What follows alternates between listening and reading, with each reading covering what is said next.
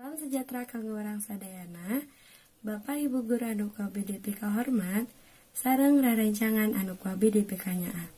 Tepangkeun nami abdi Angel ti kelas 10 pada 8, bade ngadongeng sakadang kuya nyieun suling. Sakadang kuya manggi tulang maung ti leuweung. Tulang teh dicokot, tuluy diberesihan. Cek pikirna, alus lamun dijieun suling. Ngan kusabab manehna teu bisaeun ngaliangan, kapaksa menta tulung ka sakadang Bang Barat.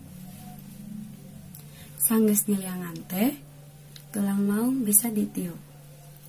Tret trot tret trot, suling aing tulang maung, diliangan ku Bang Barat, torotot heong. Ngan cek pikirku ya teh, masih keneh kurang alus. Harita keneh manehna nepungan ka sakadang caladi. Kabeneran, caladi teh daekeun. Sanggeus ditorok-tokan, suling teh rada alus. Dangukeun nya jadi kieu. Tret trot tret trot, suling aing tulang maung, diliangan ku Bang Bara, ditrok-tokan ku caladi, torotot heong. Tapi na sakadang kuya ngarasa can sugema, kusabab suling tacan sampurna. Keur nyampurnakeunana kudu dipasieup heula. Kumaha nya carana? Dina pikir kuya nu ahli masieup taya deui lian ti sireupeun.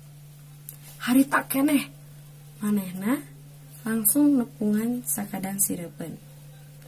Sanggeus dipasieup, suling teh jadi leuwih alus deui. Tuluy suling teh dicubian deui. Tret trot tret trot, suling aing tulang maung, diliangan ku Bang Bara, ditrok-tokan ku caladi, dipasieup ku sireupeun, torotot heong. Nama suling teh ngeunaheun geuning, nuhun nya Jang, cek kuya teh. Sajajalan kuya tuluy nyulingan. Anu biasana sasatoan teh garandeng, ayeuna mah jep meuni jempling. Kusabab eta suara suling teh meuni ngeunaheun. Jadi amanat anu urang tiasa nyandak tina dongeng ieu, upami anjeun kasusan nulungan pitulung ti batur upami anjeun hoyong anu sae, kedah dimimitian ti nol sareng cobian sadayana anjeun tiasa. Sakitu anu KBDP kahatur, hampura bilih aya kalepatan basa anu kurang merenah larebna, mugi aker sahapunten hatur nuhun kana perhantosanana. Salam sejahtera. Tetap di like-nya sareng di subscribe. Hatur nuhun.